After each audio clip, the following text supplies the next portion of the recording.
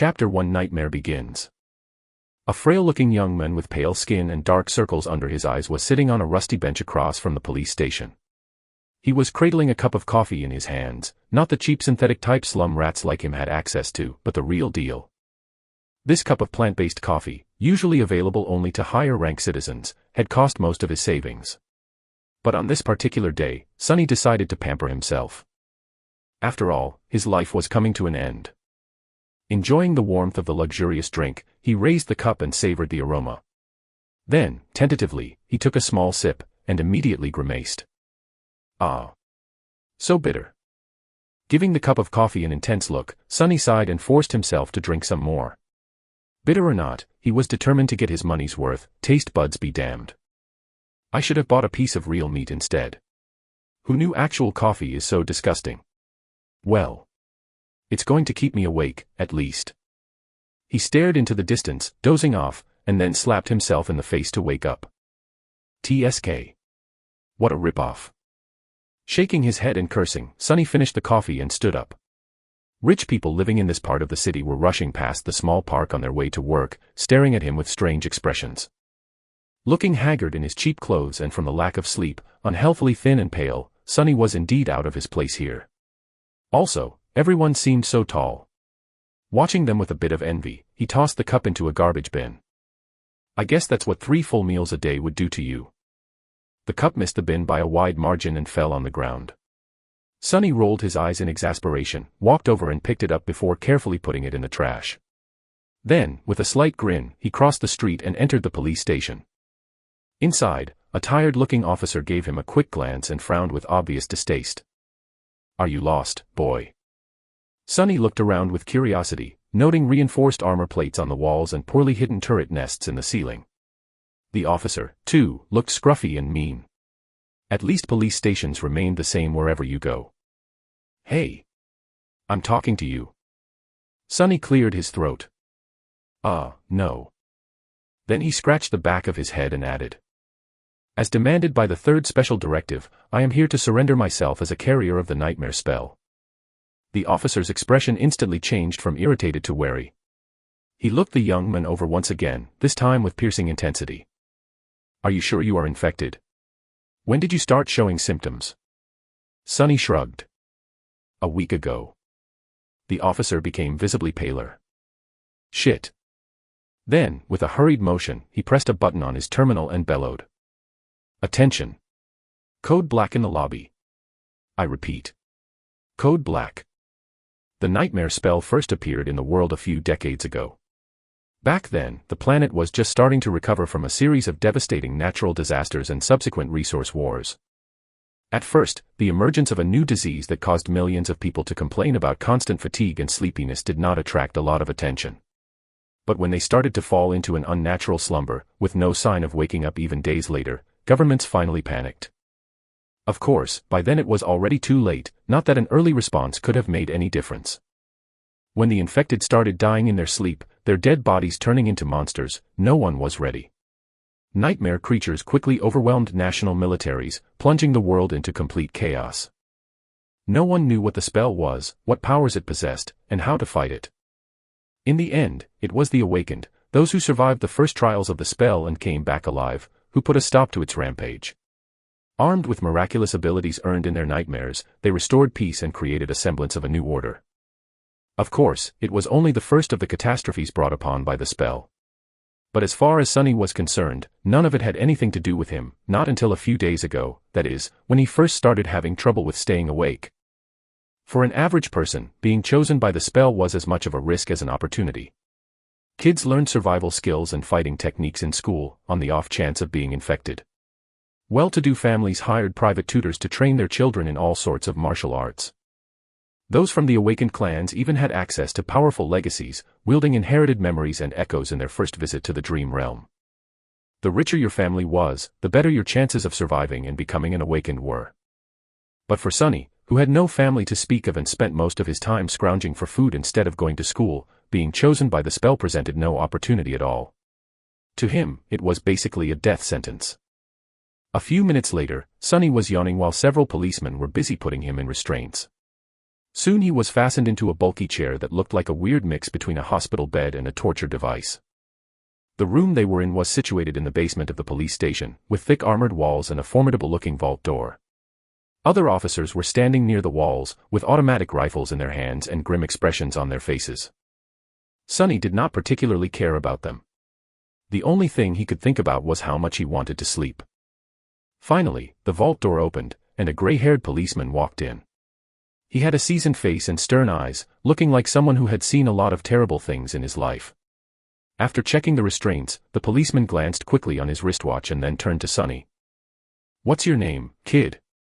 Sonny blinked a few times, trying to concentrate, then shifted uncomfortably. "Sunless." The old policeman raised an eyebrow. "Sunless? That's a strange name." Sonny tried to shrug, but found himself unable to move. "What's so strange about it? At least I have a name. Back in the outskirts, not everyone even gets one." After another yawn, he added, "It's because I was born during a solar eclipse. My mom had a poetic soul, you see. That's why he got this weird-ass name, and his little sister was called Rain, back when she still lived with them, at least. Whether it was the result of poetic imagination or simple laziness, he did not know." The old policeman grunted. "Do you want me to contact your family?" Sonny simply shook his head. "There's no one. Don't bother." For a second, there was a dark look on the policeman's face. Then his expression turned serious. "All right, Sunless. How long can you stay awake?" Not long." The policeman sighed. "Then we don't have time for the full procedure. Try to resist for as long as you can and listen to me very carefully." "Okay." Not waiting for a response, he added, "How much do you know about the nightmare spell?" Sonny gave him a questioning look. "As much as anyone, I guess. Who doesn't know about the spell? Not the fancy stuff you see in dramas and hear in the propaganda broadcasts. I mean, how much do you really know?" That was a hard question to answer. "Don't I just go into the dream realm, kill a few monsters to complete the first nightmare, receive magic powers and become an awakened?" The old policeman shook his head. "Listen carefully. Once you fall asleep, you will be transported inside your first nightmare. Nightmares are trials created by the spell. Once inside, you will meet monsters, sure, but you will also meet people. Remember, they are not real. They're just illusions conjured up to test you." "How do you know?" The policeman just stared at him. "I mean, no one understands what the spell is and how it works, right? So how do you know that they're not real? You might have to kill them, kid. So do yourself a favor and just think about them as illusions." "Oh." The old policeman waited for a second, then nodded and continued. "A lot of things about the first nightmare depend on luck.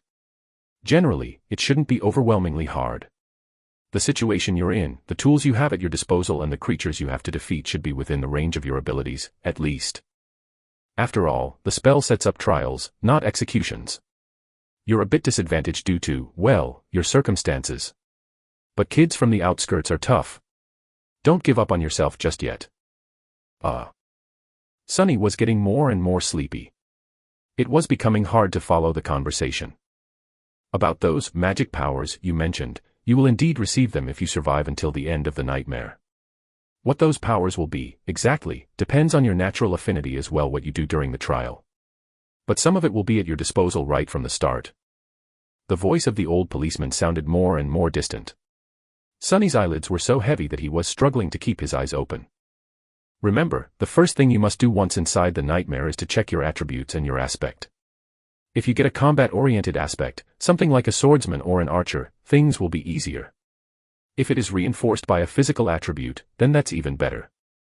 Combat aspects are the most common, so the probability of receiving one is high." The armored room was growing dimmer. If you're unlucky and your aspect has nothing to do with combat, don't despair. Sorcery and utility aspects are useful in their own ways, you'll just have to be smart about it. There are really no useless aspects. Well, almost. So just do anything in your power to survive. If you survive, you will be halfway to becoming an awakened. But if you die, you'll open a gate for a nightmare creature to appear in the real world. Which means that my colleagues and I will have to deal with it. So, please don't die, Sunless." Already half asleep, Sunny felt a bit touched by the policeman's words. Or, at least, try to not die right away. The nearest awakened won't be able to get here for a few hours, so we would really appreciate it if you don't make us fight that thing ourselves. What? With that last thought, Sunny finally slipped into a deep slumber. Everything became black. And then, in the darkness, a faintly familiar voice rang. Aspirant. Welcome to the nightmare spell. Prepare for your first trial. Chapter 2 Slave Caravan. Sunny dreamt of a mountain. Jagged and lonesome, it dwarfed other peaks of the mountain chain, cutting the night sky with its sharp edges. A radiant moon bathed its slopes in the ghostly, pale light. On one of the slopes, the remnants of an old road stubbornly clung to the rocks. Here and there, weathered paved stones could be seen through the snow. To the right side of the road, a sheer cliff face rose as an impregnable wall. To the left, a silent black sea of nothingness indicated an endless fall.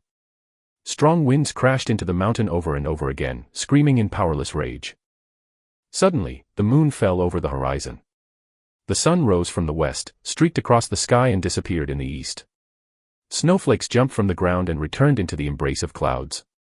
Sunny realized that he was seeing the flow of time in reverse. In an instant, hundreds of years flew by. The snow retreated, bearing the old road. Cold shivers ran down Sunny's back as he noticed human bones littering the ground. A moment later, the bones were gone, and in their place, a slave caravan appeared, moving backwards down the mountain in the clamor of chains. Time slowed, stopped, and then resumed its usual pace. Aspirant. Welcome to the nightmare spell. Prepare for your first trial. What the hell is this? Step. Step. Another step. A dull ache was radiating through Sunny's bleeding feet as he was shivering from cold. His threadbare tunic was nearly useless against the biting wind. His wrists were the main source of agony, badly hurt by the iron shackles. They sent a sharp pang of pain every time the freezing metal touched his broken skin. What kind of a situation is this? Sunny looked up and down, noticing a long chain winding up the road, with dozens and dozens of hollow-eyed people, slaves just like him, shackled to it at small intervals. Ahead of him, a man with broad shoulders and a bloodied back was walking with a measured gait. Behind him, a shifty-looking guy with quick, desperate eyes was quietly cursing under his breath in a language that Sunny did not know, but somehow still understood. From time to time, armed horsemen in ancient-style armor would pass by, giving the slaves menacing looks. However you judged it, things were really bad. Sunny was more bewildered than panicked. True, these circumstances were not like what the first nightmares were supposed to be. Usually, freshly chosen aspirants would find themselves in a scenario that presented them with a fair amount of agency. They would become members of privileged or warrior castes, with plenty of access to necessary weapons to at least try to tackle any conflict. Starting out as a powerless slave, shackled and already half dead, was as far from being ideal as one could imagine. However, the spell was as much about challenge as it was about balance. As the old policeman said, it created trials, not executions. So Sunny was pretty sure that, to counter this abysmal start, it would reward him with something good. A powerful aspect, at least. Let's see, how do I do this? Remembering popular webtoons he read as a child, Sunny concentrated and thought about words like status, myself, and information. Indeed, as soon as he focused, shimmering runes appeared in the air in front of him. Once again, although he did not know this ancient alphabet, the meaning behind it was somehow clear. He quickly found the rune describing his aspect, and, finally, lost his composure. What the actual fuck? Name, Sunless. True name. Rank, aspirant. Soul core, dormant. Memories. Echoes. Attributes, fated, mark of divinity, child of shadows. Aspect, temple slave. Aspect description, slave is a useless wretch with no skills or abilities worth a mention. A temple slave is just the same, except much rarer. Speechless, Sunny stared at the runes, trying to convince himself that he was maybe just seeing things. Surely, he couldn't be that unlucky, right? No useless aspects my ass. As soon as this thought appeared in his mind, he lost the rhythm of his steps and stumbled, pulling the chain down with his weight. Immediately, the shifty guy behind him screamed. Whore's bastard. Watch where you're going. Sunny hurriedly dismissed the runes, which were only visible to him, and tried to recover his balance.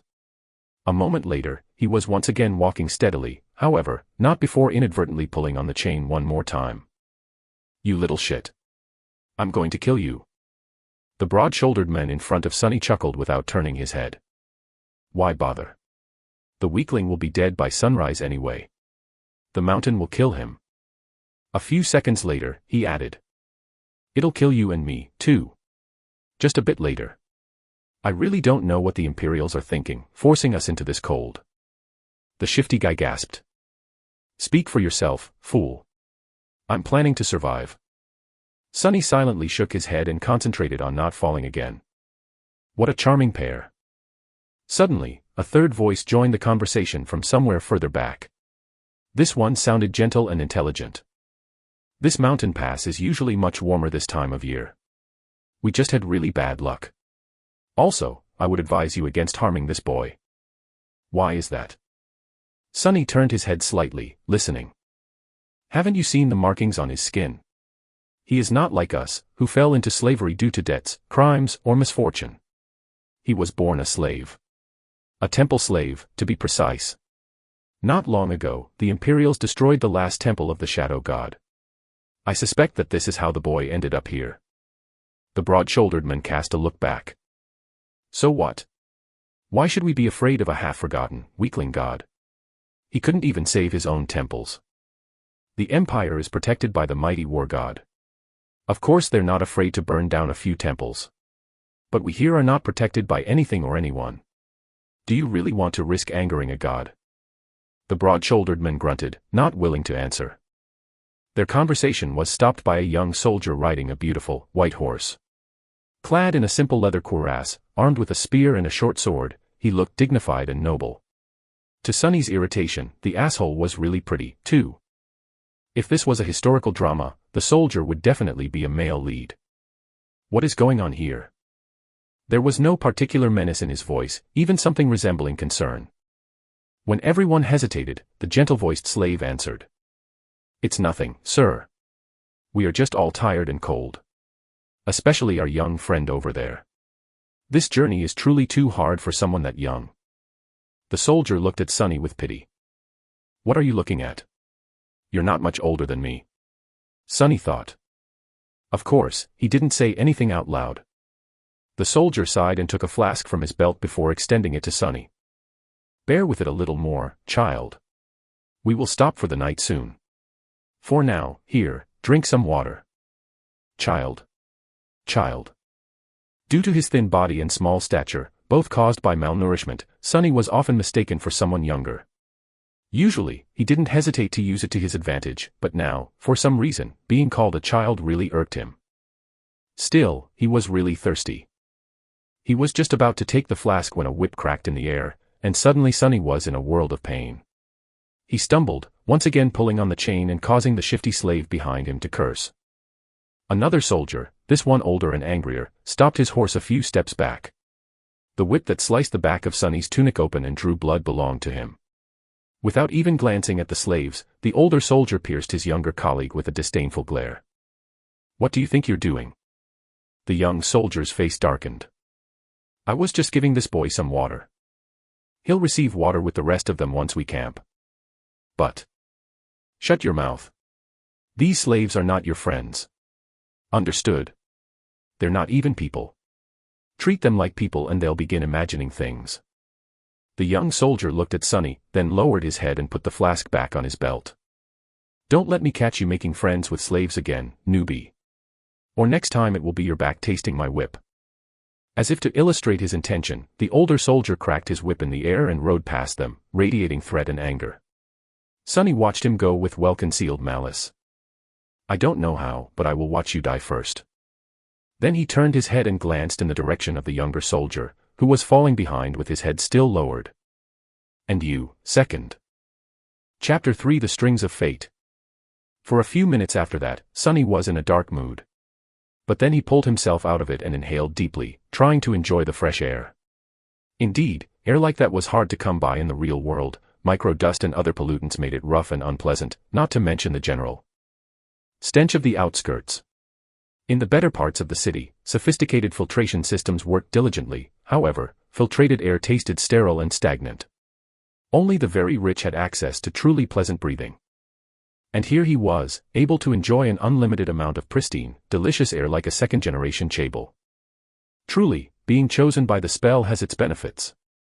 If only there was no dreadful cold, his feet did not ache, and his wrists and back were not in agony. The slave caravan slowly dragged itself up the mountain, with more and more slaves stumbling and periodically falling to the ground. A couple of times, those who could not walk anymore were taken off the chain and unceremoniously tossed off the road, down into the abyss that loomed to the left of it. Sunny watched them fall with a bit of compassion. Poor fellows. Rest in peace, you pitiful souls. All in all, he was in good spirits. It was a bit strange to feel good amidst this disaster of a nightmare, but, thankfully, Sunny had time to prepare himself for this eventuality. When the symptoms of the spell first appeared, he did not handle it well. Dying before you even turned 17 was not something one could easily cope with. But, in the end, it only took Sunny several days to come to terms with it. After visiting his parents' makeshift resting place, well, actually, since he was too poor to afford even the cheapest slot in the remembrance facility, it was just 2 lines carved into an old tree, and adding a third line for himself, Sunny suddenly became relaxed and carefree. After all, he didn't have to worry about earning money, finding food, protecting himself and planning for the future anymore. Once the worst that could happen had already happened, what else was there to fear?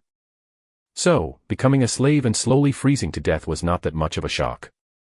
Besides, he knew that cold would not kill him, simply because he had already seen what fate was awaiting the caravan further up the mountain. The picture of piled bones littering the ground was still fresh in his mind. Most likely, it was a pack of monsters that were going to do the caravan in, and by the look of it, the attack was going to take place in a matter of hours, not days. So he still had a chance. Using the opportunity, Sunny decided to take another look at his status and summoned the runes again. The last time he was too outraged by the aspect and didn't study the attributes well. While not as important as one's aspect, the attributes were often the deciding factor between life and death. They represented one's natural traits and affinities, sometimes even providing passive abilities and effects. Fated, attribute description, the strings of fate wrap tightly around you. Unlikely events, both good and bad, are drawn by your presence.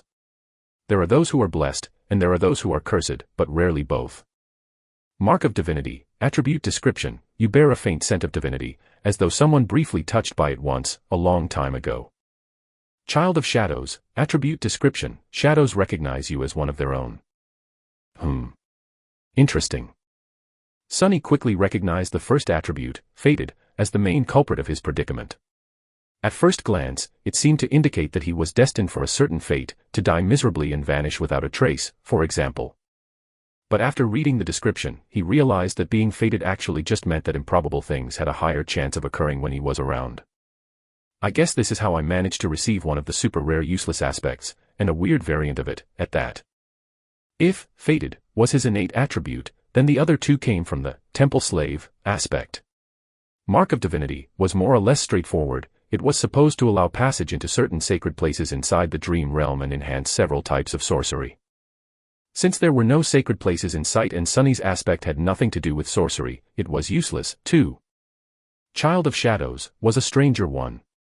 He had never heard of it and had no idea what it was supposed to do, at least not until the sun hid behind the mountain and the sky began to darken. To his surprise, Sunny found himself able to see perfectly in the darkness, as though it was still as bright as day. This ability alone was nothing to scoff at, and it was quite possible that Shadows would reward him with some other, yet unknown, gifts. Finally something good. I wonder if. Stop the caravan. Prepare to camp. Following the head soldier's order, the slaves stopped and fell to the ground, shivering and exhausted. The small clearing where the road widened was somewhat protected from the wind by a protruding mass of rock, but it was still too cold to rest with ease. The soldiers got busy herding the slaves into a tight circle, forcing them to share warmth, and lighting up a large bonfire in the center of the camp, although not before tending to their horses. The heavy wagon carrying food, water and other cargo, to which the main chain was firmly affixed, was pushed forward to block the wind. While looking around, Sunny noticed the young soldier from before watching the mountain with a complicated look on his face. What a weirdo. Soon, the bonfire was blazing. The stronger slaves tried to find their way closer to the fire, while the weaker ones, like Sonny, were forced to sit at the outer end of the circle, with their backs freezing in the cold. Of course, any movement was encumbered by the fact that they were still shackled to the chain. That's why the familiar broad-shouldered slave ended up just where he started despite all of his efforts to get closer to the flame. "Damn Imperials," he hissed, clearly irritated. The soldiers walked among the slaves, giving them water and food. Sonny, just like everybody else, received a few sips of icy water and a small piece of rock-hard, moldy bread. Despite its unappetizing look, he forced himself to eat the whole thing, just to be left as hungry as he was before. By the looks of it, he wasn't the only one. The shifty slave that had been walking behind him looked around in anguish. "By all the gods, they used to feed me better even in the dungeons." He spat on the ground, desperate. And most of us innocent men in the dungeon were there waiting to visit the gallows, too. A few steps away from them, where the paved road ended and sharp rocks began, a scattering of bright red berries were growing from the snow. Sonny had noticed them before, clustering here and there along the road, and even noted how pretty those resilient things looked contrasted against the white. The shifty slave's eyes glistened as he tried to crawl towards the berries on all fours. "I would advise against eating those, friend." It was the gentle-voiced slave again. Sonny turned around and finally saw him in the flesh for the first time. It was a tall man in his 40s, lean and strangely handsome, with a dignified look of a scholar. How a man such as him ended up a slave was a mystery. Yet there he was. "You and your advice again." "What? Why?" The scholar smiled apologetically. "These berries are called bloodbane. They grow in the places where human blood was spilled. That's why there's always a lot of them along the slave trade routes." "So what?" The older man sighed. "Bloodbane is poisonous. A few berries might be enough to kill an adult man." "Curses." The shifty slave flinched back and glared at the scholar. Sonny did not pay them a lot of attention. Because, while looking around, he finally recognized the site of the camp as the place where, in his vision at the start of the nightmare, the bones of the slaves were buried under the snow. And he was willing to bet that whatever it was that killed them all was going to happen soon. As if to answer his thoughts, a thundering noise rang from above. And in the next second, something massive came crashing from the sky. Chapter 4 Mountain King. Turning in the direction of the thundering noise, many slaves rose their heads, only to see rocks and heavy shards of ice raining on them from above. They instantly panicked, lurching away in a cacophony of screams. Shadows happily danced on black stones as, entangled by the thick chain, those slaves fell to the ground and pulled others with them. Sonny was one of the few that remained upright, mostly because he was ready for something like this to happen. Calm and collected, he gazed at the night sky, his attribute-enhanced eyes piercing the darkness, and took one measured step back. In the next second, a piece of ice the size of a man's torso hit the ground right in front of him and exploded, showering everything around with sharp shards. Others weren't that quick. As ice and stones continued to rain, many were wounded, and a few even lost their lives. Agonizing wails filled the air. "On your feet, fools. Get to the wall." The veteran soldier, the one who had whipped Sonny a few hours before, was shouting angrily, trying to get the slaves to move towards the relative safety of the mountain slope. However, before anyone could heed his command, something massive came crashing down, sending a tremor through the stones. Beneath their feet. It fell right between the caravan and the mountain wall, plunging everything into silence for a few seconds. At first, it looked like a lump of dirty snow, roughly round in shape and as tall as a mounted horseman. However, once the creature unfurled its long limbs and rose, it towered over the stone platform like a nightmarish omen of death. That thing must be at least 4 meters tall, Sonny thought, a bit stunned. The creature had 2 stumpy legs, an emaciated, hunched torso and disproportionately long, multi-jointed hands, 2 of them, each ending with a set of horrifying bone claws, and another 2, these ones shorter, ending with almost human-like fingers. The thing that at first glance looked like dirty snow turned out to be its fur, yellowish-gray and ragged, thick enough to stop arrows and swords. On its head, 5 milky, white eyes regarded the slaves with insect-like indifference. Beneath them, a terrible maw crowding with razor-sharp teeth was half open, as though in anticipation. Viscous drool was running down the creature's chin and dripping into the snow. What unnerved Sonny the most, though, were the strange shapes endlessly moving, worm-like, under the creature's skin. He could see them clearly because, unfortunately, he was one of those unlucky souls closest to the monstrosity, getting a nauseating first-row view. Well, that is just too much, he thought, stupefied. As soon as Sunny finished that thought, all hell broke loose. The creature moved, slashing its claws in his general direction. But Sunny was one step ahead. Without wasting a single moment, he jumped sideways, as far as the chain allowed, conveniently placing the broad-shouldered slave between himself and the monster. His quick reaction saved his life, as those sharp claws, each as long as a sword, sliced through the broad-shouldered man a fraction of a second later and sent streams of blood flying through the air. Drenched in the hot liquid, Sunny hit the ground, and his fellow slave, now simply a corpse, fell on him from above. Damn! Why are you so heavy? Temporarily blinded, Sunny heard a chilling howl and felt an enormous shadow passing over him. Immediately after, a deafening chorus of screams filled the night. Not paying it any attention, he tried to roll the corpse to the side, but was stopped by a forceful lurch of the chain that twisted his wrists and filled his mind with white-hot pain. Disoriented, he felt himself being dragged a few steps, but then the chain suddenly slackened, and he was able to control his hands again. See, things could have been worse. Putting his palms against the dead man's chest, he pushed with all the strength he had. The heavy corpse stubbornly resisted all his attempts, but then finally fell sideways, setting Sunny free. However, he didn't get to celebrate this newly found freedom, as his blood suddenly turned to ice. Because at that moment, with his palms still pressed against the broad-shouldered slave's bleeding body, he clearly felt something wriggling under the dead man's skin. You just had to think about how things could get worse, right, you idiot, he thought, and then flinched back. Pushing the corpse with his legs, Sunny crawled as far away from it as he could, which was about 1.5 meters, thanks to the ever-present chain.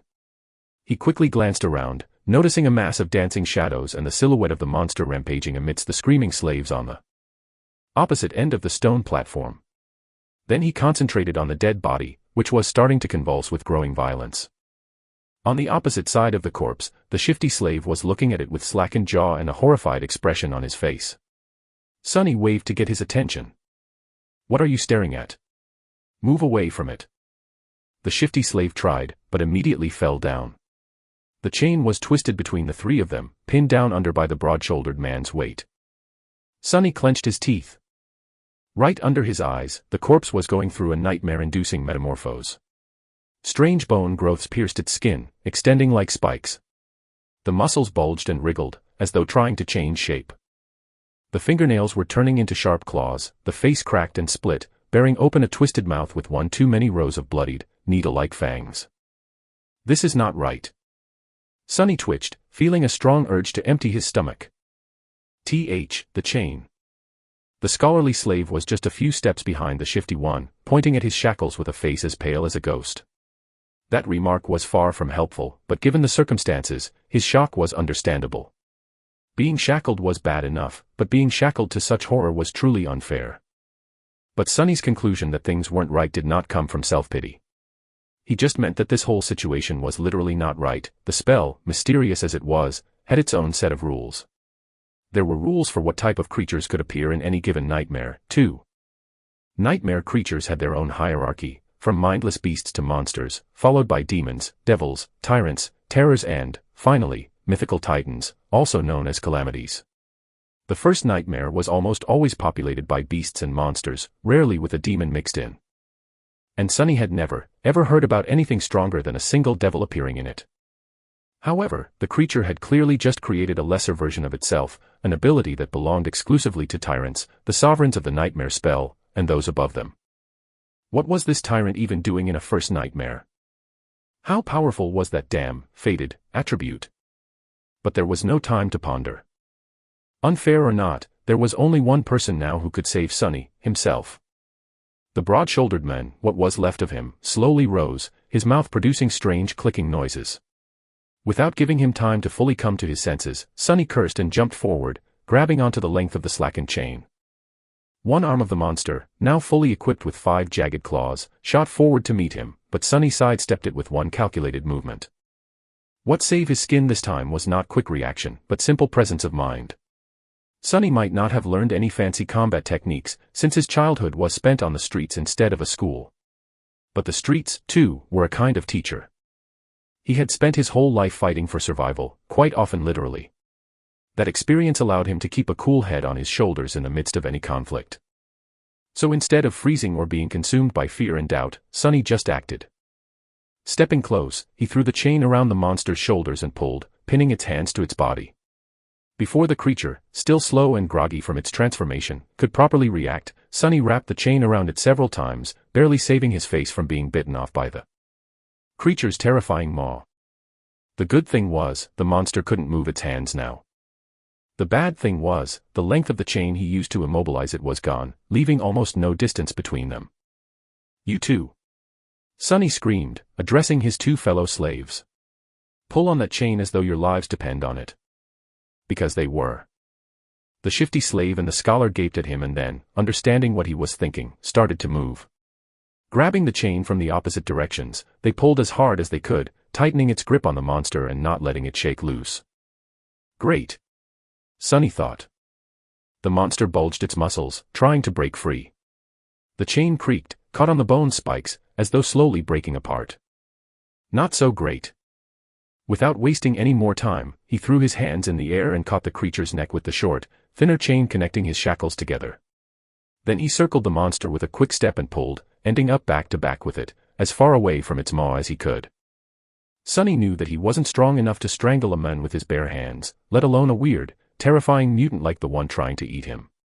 But now, using his own back as a lever and the weight of his whole body to pull the shackles down, he at least stood a chance. He pulled down with all his might, feeling the monster's body pressing against him, bone spikes brushing against his skin. The monster continued to struggle, clicking loudly and trying to break the chain tying him down apart. Now it was just a question of what would break first, the chain or the monster itself. Die. Die, you bastard. Sweat and blood were rolling down Sunny's face as he was pulling, and pulling, and pulling down with as much force as he could muster. Every second felt like an eternity. His strength and stamina, what little he had to begin with, were quickly running out. His wounded back, wrists, and muscles pierced by the bone spikes were in agony. And then, finally, Sunny felt the monster's body go limp. A moment later, a faintly familiar voice rang in the air. It was the most beautiful sound he had ever heard. "You have slain a dormant beast, Mountain King's larva." Chapter 5 Broken Chains. You have slain a dormant beast, Mountain King's larva. Sunny fell to his knees, breathless. His whole body felt as though it just went through a meat grinder, even large amounts of adrenaline could not wash away all the pain and exhaustion. And yet, he was exhilarated. The satisfaction of killing the larva was so vast that he even forgot to be disappointed about not receiving a memory, the special item tied to a dream realm inhabitant's essence, which was sometimes awarded by the spell to the triumphant awakened. A magic sword or a suit of armor would have come in handy right about now. Damn, he would even settle for a warm coat. 3 seconds. You can rest for 3 more seconds, Sunny thought. After all, the nightmare was far from over. A few moments later, he forced himself to come back to his senses and looked around, trying to ascertain the situation. The larva was dead, which was great. However, he was still tied to it by the damn chain. The shifty slave and the scholar, both pale as death, were busy untangling it to buy the 3 of them at least some freedom of movement. Further away, torn bodies and pieces of flesh were lying on the ground. Many slaves were killed. A few had somehow managed to escape and were now running away. Fools. They're dooming themselves.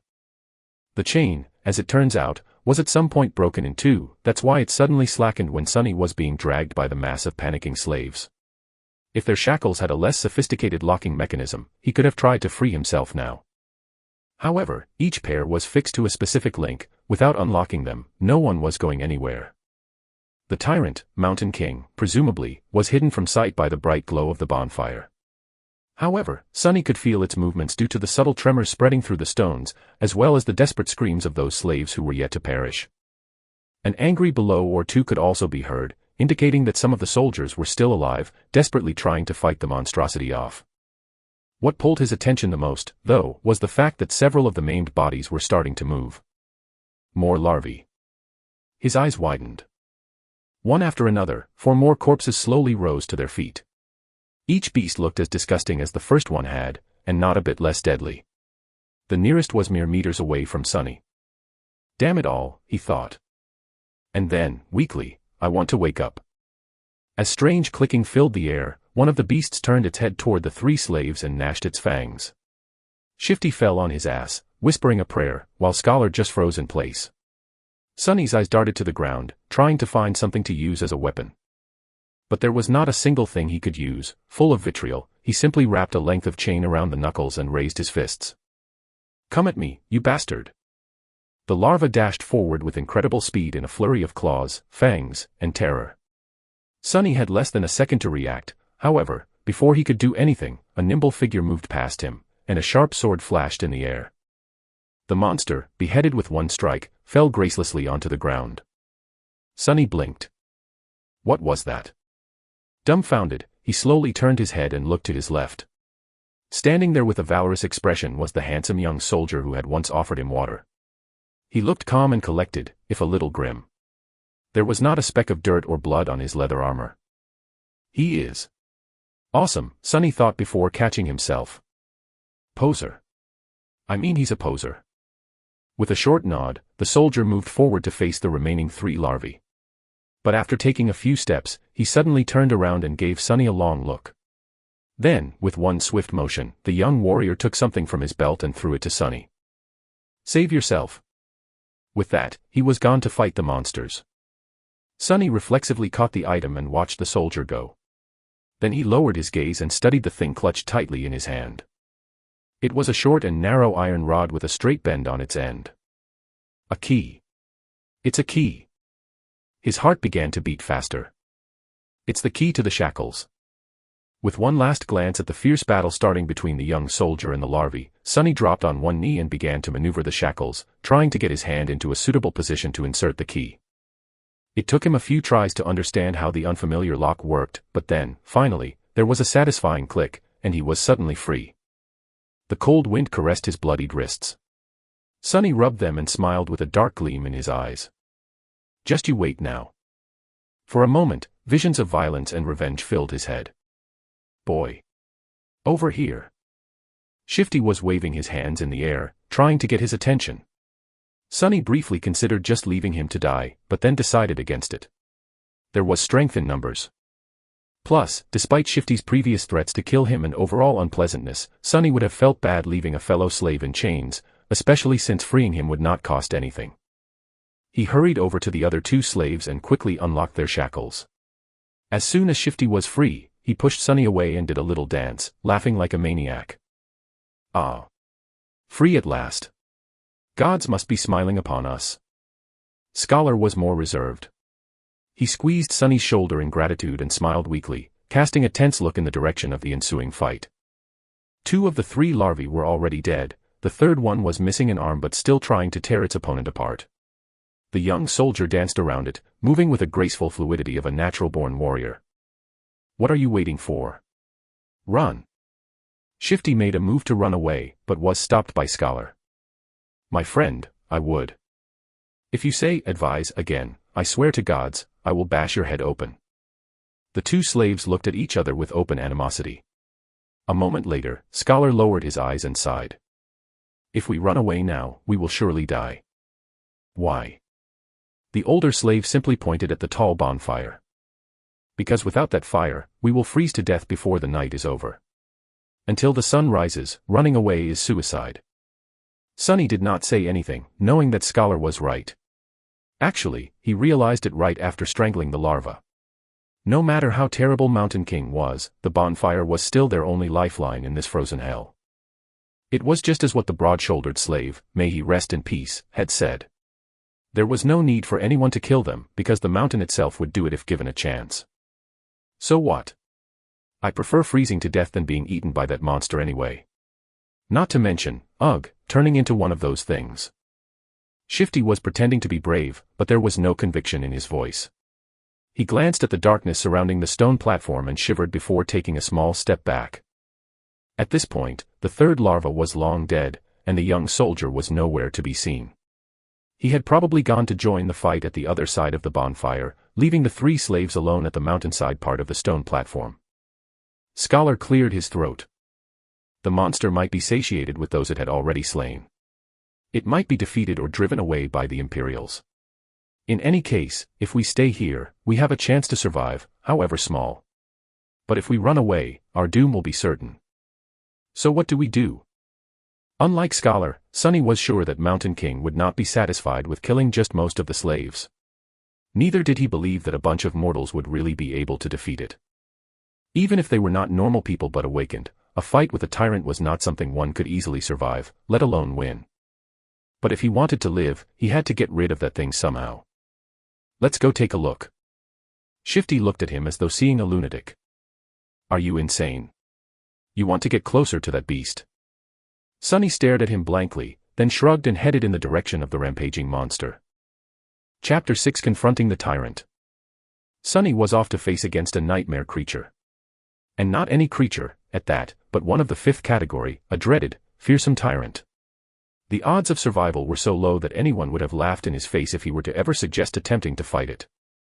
If they weren't an awakened 2 or 3 ranks above the creature, of course. Which Sunny certainly wasn't.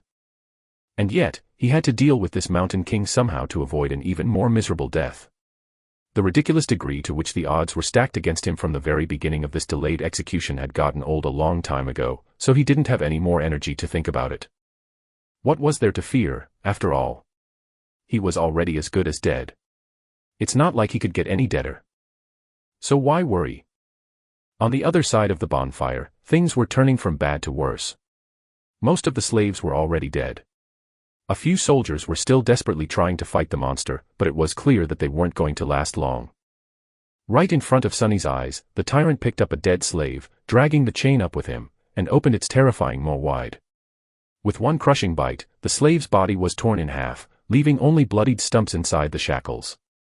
Mountain King's 5 indifferent, milky eyes stared into the distance as he chewed, streams of blood flowing down its chin. Seeing that the creature's upper arms were busy, one of the soldiers screamed and lunged forward, brandishing his long spear. Without turning its head, the tyrant extended one of its shorter lower arms, caught the soldier's head in an iron grip and squeezed, crushing the poor man's skull like a soap bubble. A moment later, the headless body was tossed over the cliff and disappeared into the abyss below. Shifty doubled over, puking his guts out. Then he shakily rose to his feet and glared at Sunny. Well. We've taken a look, now what? Sunny did not answer, pensively observing the tyrant with his head slightly tilted to one side.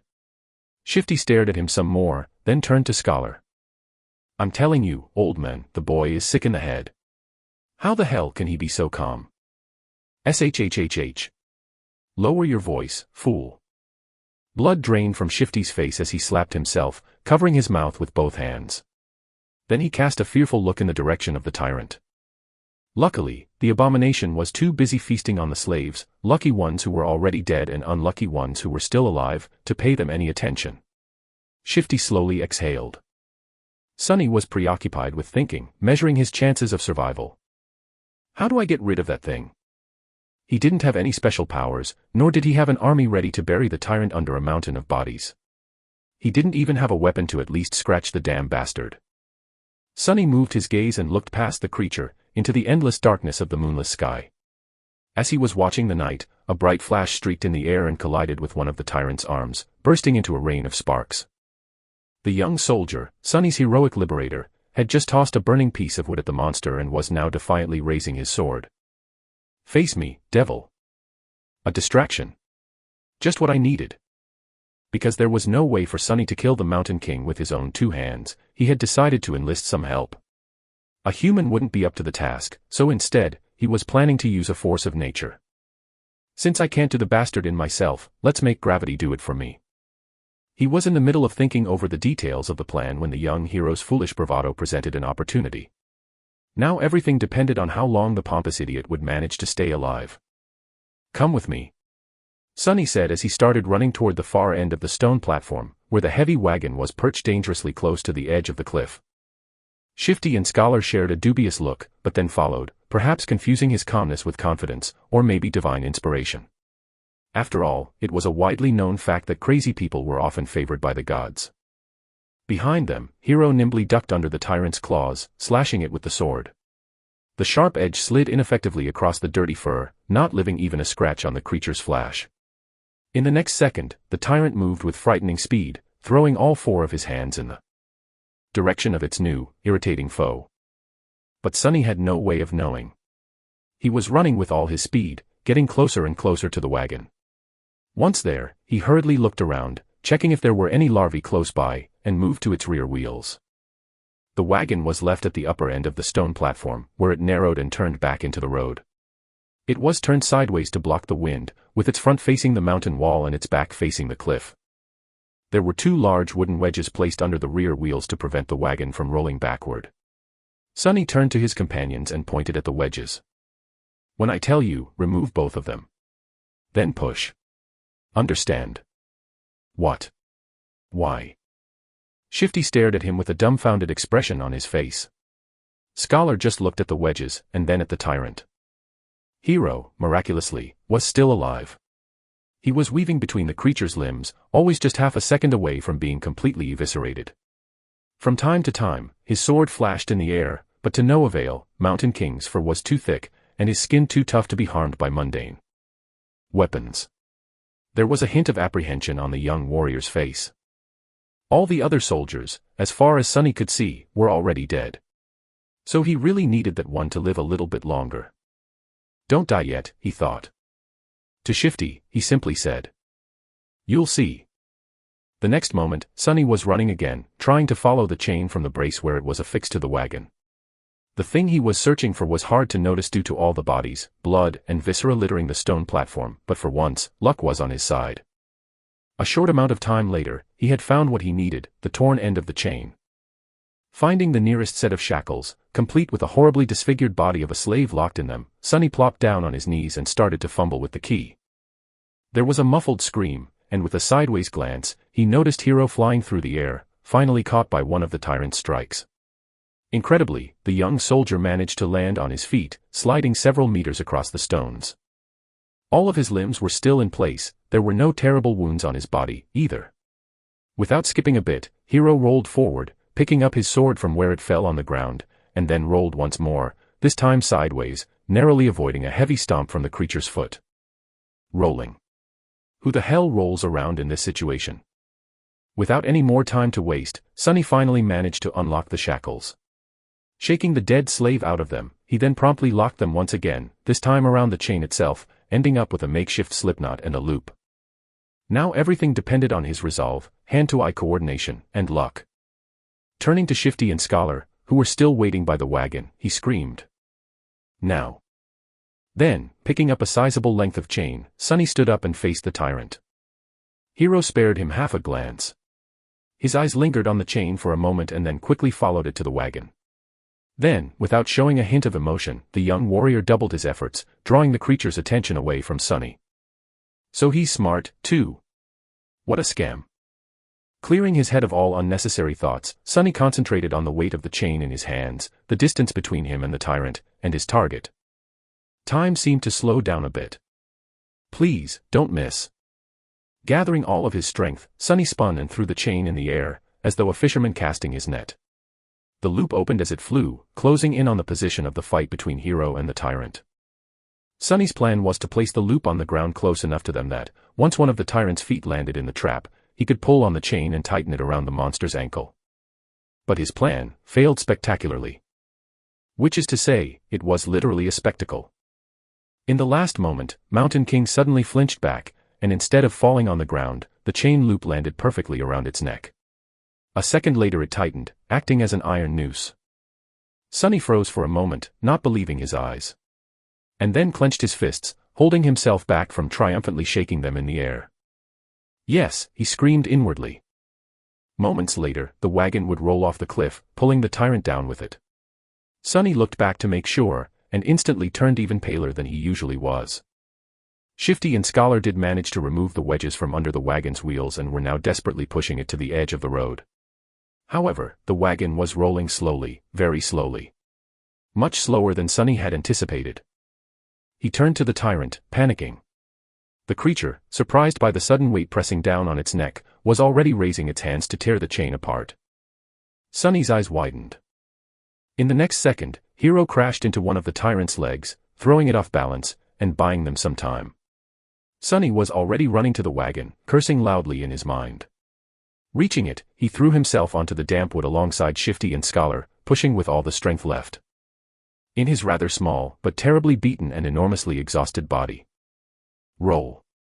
Roll, you creaky piece of shit. The wagon sped up a little, but was still rather slow in reaching the cliff's edge. At the same time, the tyrant finally managed to get a hold of the chain tied around its neck, ready to free itself. Now whether they lived or not was just a question of which thing would happen first. Chapter 7: 3 Slaves and a Hero. Roll, you creaky piece of shit. Sonny pressed himself against the wagon, pushing with all he had. For powerful oxen that used to pull it were now dead, and instead of them, 3 tired slaves were trying to do the job. Even with the slope of the road helping them, the speed of the wagon was agonizingly slow. The tyrant, in comparison, was moving much faster. Pushing Hero back with a deadly swipe of his lower arms, he raised the other 2 to its neck and tried to grab the chain that was wrapped around it like a noose. However, this time Mountain King's fearsome physique turned into a disadvantage. Its long, terrifying bone claws were perfect for tearing flesh apart, but they weren't the best tool for precise manipulations. It took the tyrant some time to get a hold of the chain without slicing its own neck open. By then, the wagon was nearly at the edge of the cliff. Come on. Just a little bit more. What followed happened very quickly. The wagon's rear wheels finally slid from the road, hanging over the dark, seemingly bottomless pit beneath. The creature turned, staring expressionlessly at the 3 slaves with its 5 milky, dead eyes. The wagon careened, throwing Shifty and Scholar off their feet, and then froze, balanced precariously on its middle axis. Sonny was the only one left standing. He cast a last glance at the towering monster, and then slammed his shoulder into the front of the wagon, putting all of his weight behind it. The wagon finally lost its balance and rolled over the edge, scraping its underside deafeningly against the jagged rocks. Sonny fell forward and landed on his knees, narrowly saving himself from tumbling down the cliff with it. Turning his head to the tyrant, he gave it a wicked smile. Mountain King made a move to lunge at the scrawny slave, but it was already too late. A moment later, the chain on his neck drew tight, and he was yanked back with tremendous force, flying over the edge of the cliff like a rag doll. The creature fell into the darkness silently, as though refusing to believe that it was defeated by a tiny human. Go and die, bastard. Sonny thought. Then he took one deep, ragged breath and dropped to the ground, utterly exhausted. Is this it? Did I pass the trial? He rested on the cold stones, staring at the night sky, and waited for that faintly familiar, but elusive voice to announce his victory. But instead of that, wave after wave of pain that he had earlier chosen to ignore finally started to catch up with his abused body. Sonny groaned, feeling hurt all over. The skin on his back, slashed by a slaver's whip and pierced by the bone spikes of a newborn larva, especially, was in agony. He was also starting to shiver, once again consumed by the dreadful cold. I guess not. His thoughts were slow and muddy. What else am I supposed to do? A dark figure appeared above him. It was Hero, looking calm and as handsome as ever. There were dirt and scratches on his armor, but otherwise, the young soldier appeared to be fine. He extended one arm to Sonny. Stand up. You'll freeze to death. Sonny sighed, accepting that his first nightmare was not over. Then he clenched his teeth and slowly rose to his feet, ignoring Hero's helping hand. Around them, there was a scene of utter carnage. Except for the 3 slaves and Hero, every member of the caravan was dead. Their bodies were littering the ground, horribly maimed or torn into pieces. Here and there, a repulsive carcass of a larva could be seen. Shadows cast by the bonfire were dancing happily across the stone platform, seemingly unperturbed by this morbid view. Sonny was also too tired to care. Shifty and Scholar were already up, looking at Hero with weary apprehension. With or without shackles, they were still slaves, and he was still a slave driver. Noticing their tense gazes, the soldier sighed. Come closer to the fire, all of you. We need to warm ourselves and discuss what to do next. Without waiting for their response, Hero turned around and walked away. After hesitating for a few moments, the slaves followed. A bit of time later, the 4 of them were seated around the bonfire, soaking up pleasant heat. Shifty and Scholar were close to each other, maintaining a safe distance from Hero. Sonny sat apart from everyone, not because he had a specific reason to distrust one more than the others, but simply because he didn't like people in general. Growing up, Sonny was always a misfit. It's not that he had never tried to become close with someone, it's just that he seemed to lack the ability. Like there was an invisible wall between him and other people. If he had to put it in words, Sonny would say that he was born without a small, but important gear in his brain that everyone else seemed to possess. As a result, he was often baffled and stumped by human behavior, and his attempts to imitate it, however diligent, inevitably fell flat. This strangeness made others uncomfortable. In short, he was a bit different, and if there was one thing people hated, it was those different from them. Over time, Sunny simply learned to avoid getting too close to anyone and settled comfortably into his outcast role. This habit served him well, since it not only made him self-reliant, but also saved him from being stabbed in the back by shady characters on multiple occasions. That's why he was not thrilled to share the rest of this nightmare with 3 strangers. Instead of trying to start a conversation, Sunny sat quietly by himself, lost in thoughts. After a few minutes, Hiro's voice finally broke the silence. Once the sun rises, we will gather whatever food and water we can find and go back down the mountain. Shifty gave him a defiant look. Why should we go back? To be put in chains again. The young soldier sighed. We can go our separate ways once we leave the mountains. But until then, I'm still responsible for your lives. We can't continue up the road since the way over the mountain pass is long and arduous. Without the supplies that were stored on the wagon, your chances of making it are not high. That's why going back is our best hope. Scholar opened his mouth, planning to say something, but then thought better of it and remained silent. Shifty cursed, seemingly convinced by Hiro's rational words. We can't go down. All 3 of them turned to Sunny, surprised to hear his voice. Shifty barked a laugh and glanced at the soldier. Don't listen to him, your lordship. This boy is, touched by the gods. He's crazy, is what I'm trying to say. Hiro frowned, looking at the slaves. The 2 of you are only alive thanks to this child's bravery. Aren't you ashamed to badmouth him so? Shifty shrugged, showing that he wasn't ashamed at all. The young soldier shook his head. I for one would like to hear his reasoning. Tell me, why can't we go down? Sunny shifted, uncomfortable in the center of everyone's attention. Because the monster isn't dead. Chapter 8 Nothing at all. Because the monster isn't dead. These ominous words hung in the silence. 3 pairs of eyes widened, staring right at Sunny. Why do you say that? After thinking about it, Sunny came to the conclusion that the tyrant was, indeed, still alive. His reasoning was pretty straightforward. He did not hear the spell congratulating him on slaying the creature after it fell off the cliff. Which meant that it was not slain. But he couldn't explain that to his companions. He pointed up. The monster jumped from an incredible height to land on this platform. Yet it wasn't harmed at all.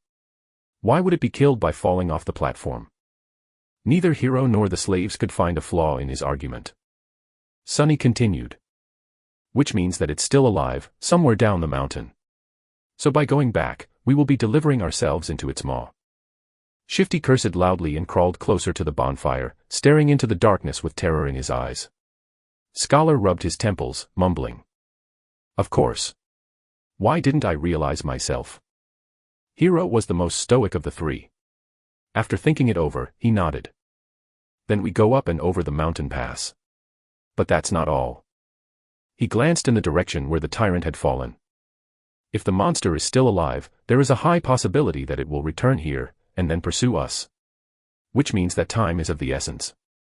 We will need to move as soon as the sun rises. He gestured to the torn bodies littering the platform. We can't allow ourselves to rest the whole night anymore. We need to gather supplies now. If there was a chance, I would have liked to give these people at least a humble burial after gathering all that we can from them, but alas, fate has decided otherwise. Hiro rose to his feet and brandished a sharp knife. Shifty tensed up and watched the blade carefully, but then relaxed, seeing that the young soldier showed no sign of aggression. Food, water, warm clothes, firewood. That is what we need to find. Let us split up and accomplish one task each. Then he pointed at himself with the tip of the knife. I will carve the oxen carcasses to get us some meat. Scholar looked around the stone platform, most of it drowning in deep shadows, and grimaced. I'll look for firewood. Shifty also glanced left and right, with a strange gleam in his eyes. Then I'll go find us something warm to wear. Sunny was the last one left. Hiro gave him a long look.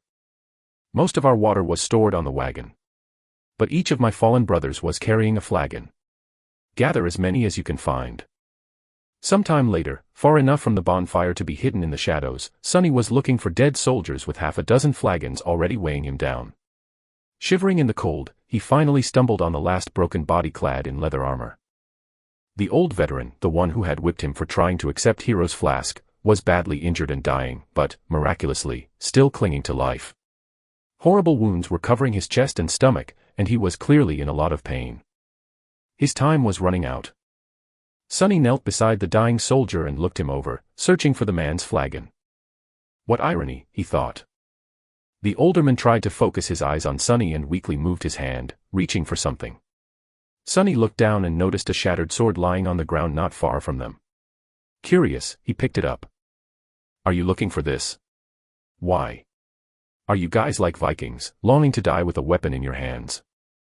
The dying soldier didn't answer, watching the young slave with some unknown, intense emotion in his eyes. Sunny sighed.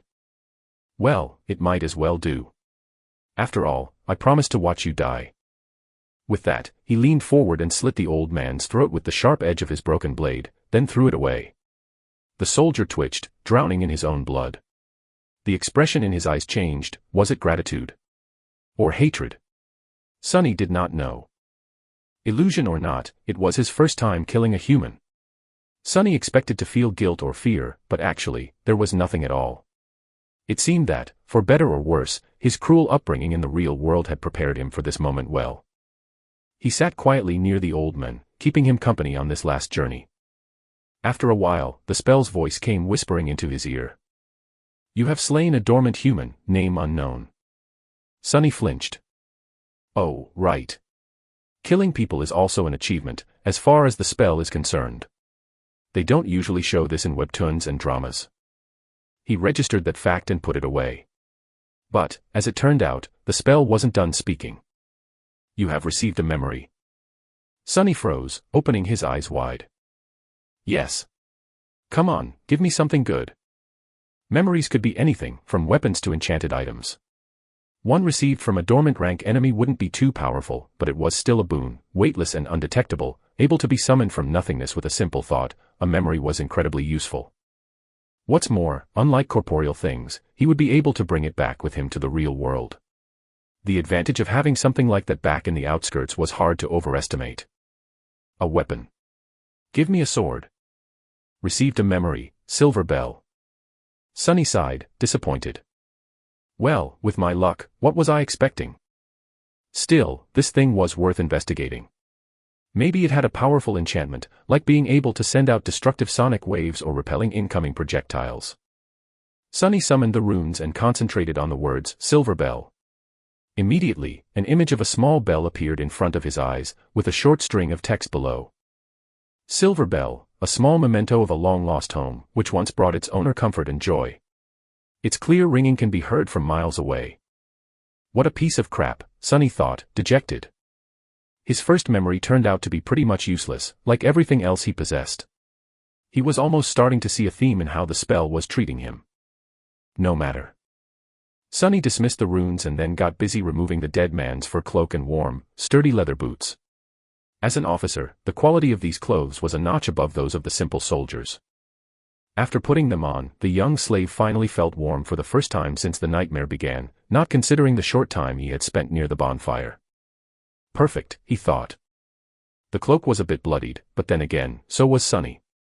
He looked around, easily piercing the veil of darkness with his tenebrous eyes. Hero and Scholar were still in the middle of their tasks. Shifty was supposed to be looking for winter clothes, but was greedily pulling rings off the dead men's fingers instead. Unseen to them, Sunny hesitated, considering if he had really thought things through well. His companions were unreliable. The future was too uncertain. Even the requirements of passing the nightmare remained a mystery. Any decision he could make would have been a gamble, at best. Still, he had to make some if he wanted to survive. Not wasting any more time thinking, Sunny picked up the flagons and sighed. They spent the rest of the night seating with their backs against the bonfire, staring fearfully into the night. Despite the exhaustion, no one could sleep. The possibility of the tyrant coming back to finish the 4 survivors off was too frightening. Only Hero seemed to be fine, calmly sharpening his sword in the bright light of the dancing flames. The sound of the whetstone scraping against the blade was somehow comforting. At the break of dawn, when the sun had lazily begun to warm up the air, they loaded themselves with all the supplies they'd managed to gather and set out into the cold. Sunny looked back, taking in the sight of the stone platform for the last time. He had managed to get past the place where the slave caravan was supposed to perish. What was going to happen next? No one could tell. Chapter 9: Wishful Thinking. There was a problem. They were planning to follow the road up to the mountain pass and then over it, getting as far away from the scene of the massacre as they could before the night came. However, the road was no more. At some point during the last months, or maybe even just yesterday, a terrible rockfall occurred, obliterating whole segments of the narrow roadway and making its other parts untraversable. Sonny stood on the precipice of a vast chasm, looking down with no particular expression on his face. What do we do now? Scholar's voice was muffled by the collar of his scavenged fur cloak. His follower, Shifty, angrily looked around. His gaze stopped at Sonny, a suitable victim to vent his frustration. I'll tell you what we need to do. Get rid of some dead weight. He eyed Sonny's fine boots and turned to Hiro. Listen, your lordship. The boy is too weak. He is slowing us down. Plus, he's weird. Doesn't he give you the creeps? The young soldier answered with a judgmental frown, but Shifty wasn't done. Look. Look how he's glaring at me. I swear to gods, ever since he joined the caravan, nothing had gone right. Maybe the old man was right, the boy is cursed by the shadow god. Sonny struggled to not roll his eyes. It was true that he was unlucky, however, the whole truth was opposite to what Shifty was trying to insinuate. It was not that he had attracted misfortune to the slave caravan, on the contrary, it was because the caravan was doomed to begin with that he had ended up here. Scholar cleared his throat. But I've never said that. Whatever. Shouldn't we get rid of him just in case? He can't go on for much longer anyway. Scholar gave Sonny a strange look. Perhaps Sonny was getting paranoid, but there seemed to be a bit of calculating coldness in the older slave's eyes. Finally, Scholar shook his head. Don't be too hasty, my friend. The boy might prove useful later on. But Hiro finally spoke, putting an end to their quarrel. We're not going to leave anyone behind. As for how much longer he'll be able to endure, just worry about yourself. Shifty clenched his teeth, but then just waved a hand. Fine. So what do we do then? The four of them looked at the broken road, then down the slope of the mountain, and finally up, where a sheer cliff wall was broken apart by the falling rocks. After a bit of silence, Scholar finally spoke. Actually, in the old days, there used to be a path leading to the peak of the mountain. It was sometimes used by pilgrims. Later, the Empire had widened parts of the path and built a proper road on top of it, now leading to the mountain pass instead of the peak, of course. He looked up. The remnants of the original path should still be somewhere above us. If we reach it, we should be able to find our way back to the undamaged section of the road. Everyone followed his gaze, shifting uncomfortably at the prospect of climbing the treacherous slope. Except for Hiro, of course, who remained as calm as a saint. Due to the rockfall, the slope wasn't an almost vertical wall anymore, but still, the incline was quite sharp. Shifty was the first one to speak. Climb that? Are you insane? Scholar helplessly shrugged. Do you have a better idea? No one did. After a bit of preparation, they began the ascent. Shifty and Scholar stubbornly carried the weapons they had picked up off the dead soldiers' bodies, but Sonny, with some regret, decided to leave his newfound short sword behind. He knew that this climb was going to test the limits of their endurance. The sword might not have seemed to be that heavy right now, but every extra gram of weight was bound to feel like a ton all too soon. As the weakest member of the group, he was already struggling to keep up, so there wasn't a lot of choice. Shedding a few kilograms of iron was the right thing to do.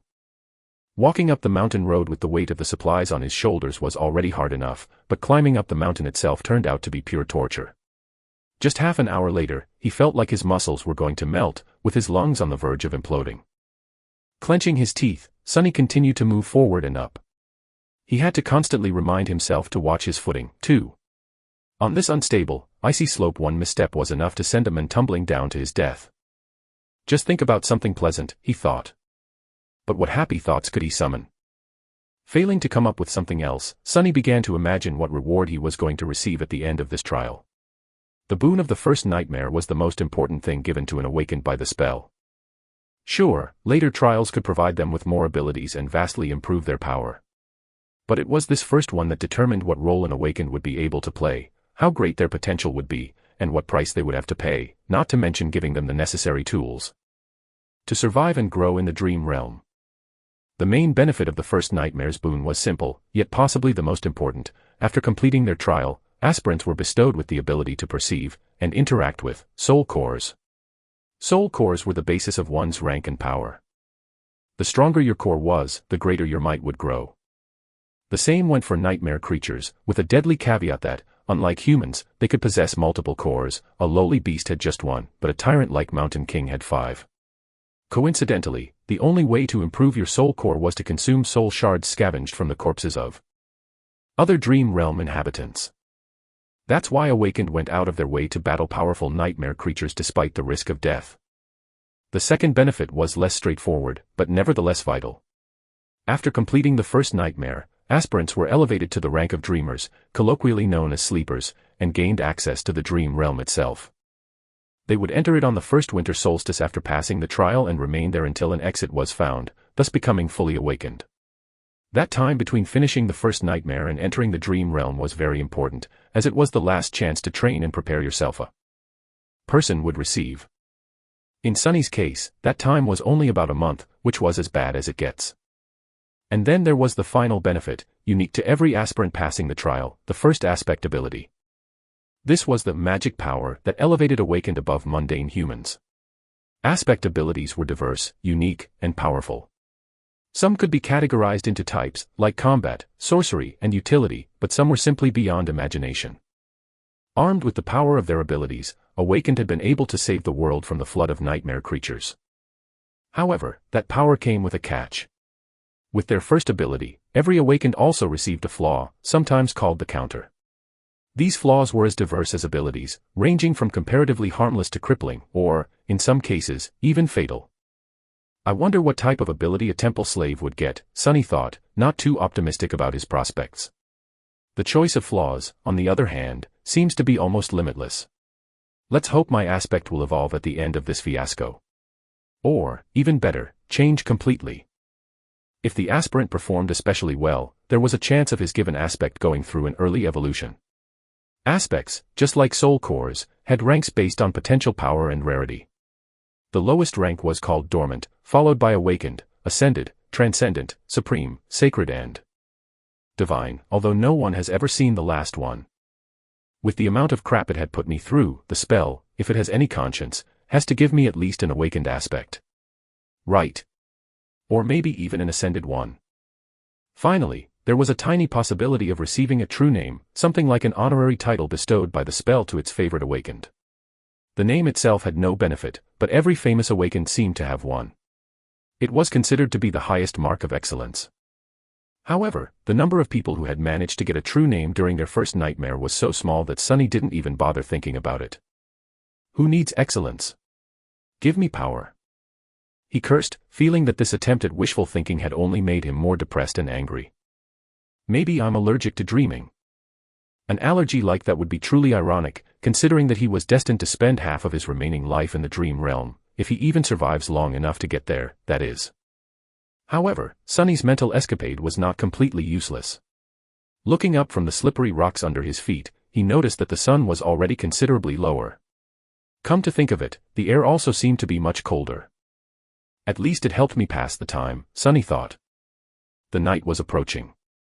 Chapter 10 First Man Down. By the time they decided to stop, Sunny was on the verge of fainting. After hours and hours of traversing the rough mountain slope, his body was almost at its limit. However, to everyone's surprise, Shifty seemed to be doing even worse than him. The roguish slave's eyes were muddy and unfocused, aimlessly wandering around. His breath was ragged and shallow, as though something was exerting pressure on his lungs. He looked feverish and unwell. As soon as Hiro found a suitable place for a camp, Shifty simply collapsed on the ground. The most unnerving part about all of this was the lack of angry cursing that they had already gotten used to. The slave lay silent and motionless, with only movements of his chest betraying that he was still alive. Several moments later, he uncorked his flagon with a shaky hand and greedily drank a few large gulps. "Conserve your water," Hiro said, a hint of concern somehow finding its way into his usually stoic voice. Disregarding these words, Shifty drank more, emptying the flagon completely. Scholar didn't look much better than him. The arduous climb took a heavy toll on the older slave. Despite the unbearable cold, he was sweaty, with bloodshot eyes and a grim expression on his face.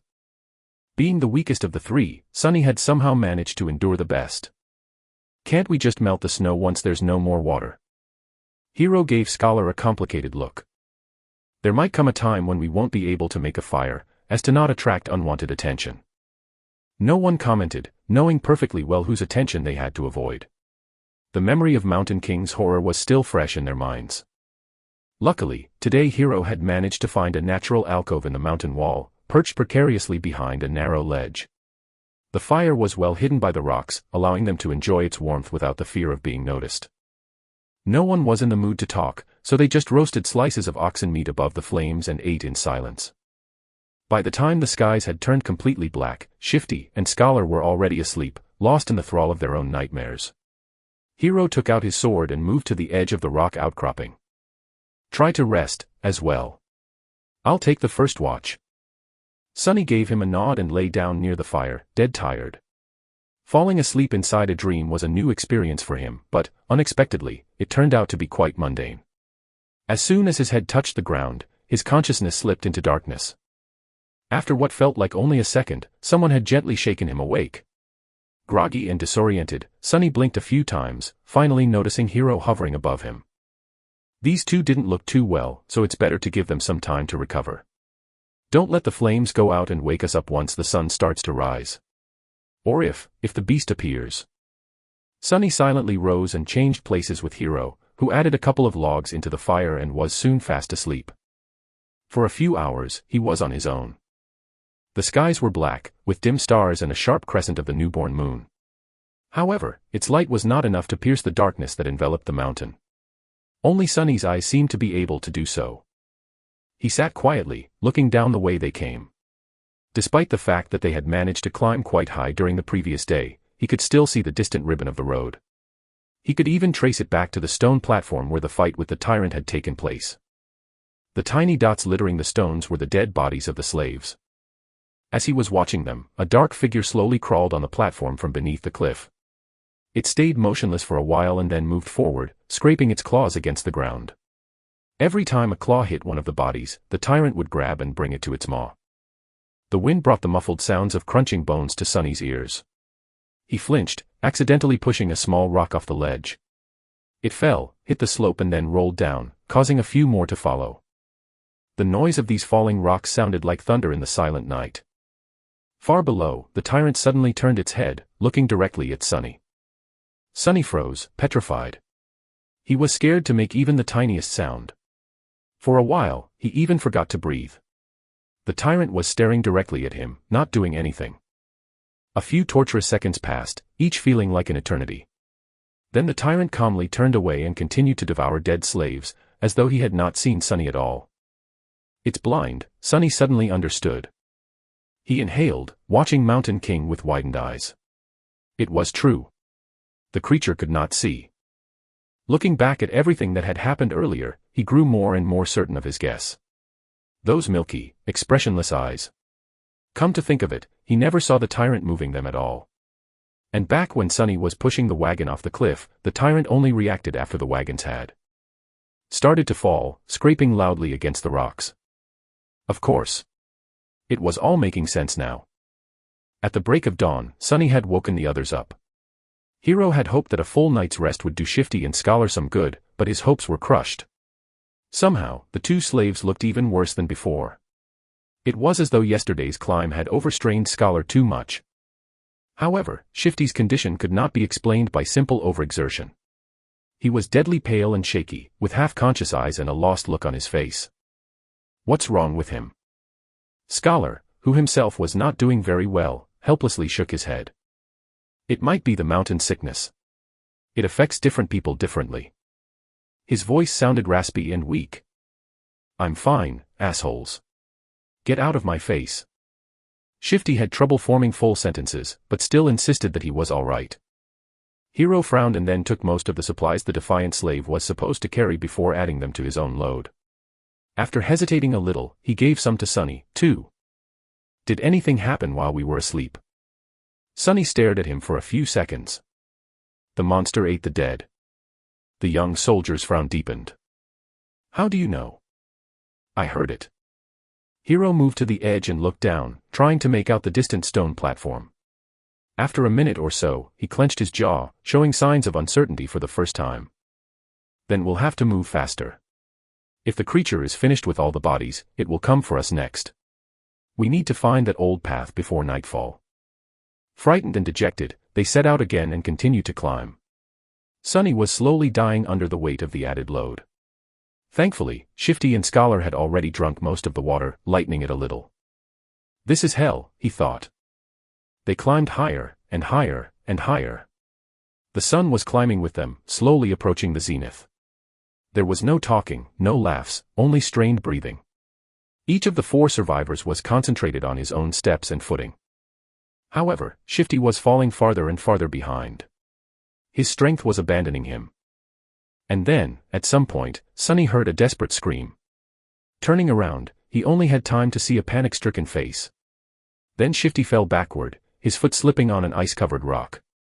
He hit the ground hard and rolled down, still trying to grab onto something. But it was too late. Frozen in place and powerless, they could only watch as his body tumbled down the slope, leaving bloody marks on the rocks. With each second, Shifty looked less like a man and more like a rag doll. A handful of moments later, he finally came to a halt, hitting the top of a large, protruding stone in a pile of broken flesh. Shifty was dead.